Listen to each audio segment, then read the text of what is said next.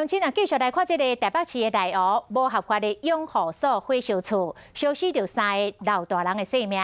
台北市的大家长郭文铁早起总算是出面了。郭文铁讲，未来要来加强着社会安全网，嘛要查捕非法的机构。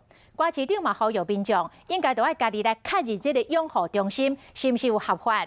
啊，面对外界爱台北市政府为这个代志来负责道歉，郭文铁是低调来应对。 过2天啊，台北市长郭文铁总算出面啊，外界爱伊为内湖无合法的永和所3人死亡的代志回失礼，伊却是发现的确有个漏洞，我们要开始建立一个查报的系统。每一位市民哦，当你把你的长者送去安养院的时候，好歹哦你要检查一下。郭市长有讲3点要改进的方案，却是回避市政府敢有行政方面的问题，嘛无为内湖火警会失礼。台北市公安问题，遮侪议员骂讲市政府螺丝拢拧去啊。 郭文铁无认同。像这个钱柜之后，你知道，我们现在就真的很严格在查。其实我现在常常每天接到关说电话的，不要说关说，要陈情。那是谁陈情？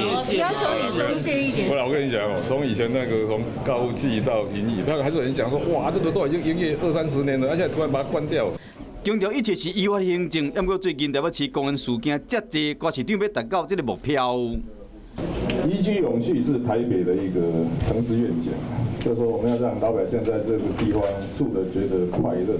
这个目标恐惊要离真远。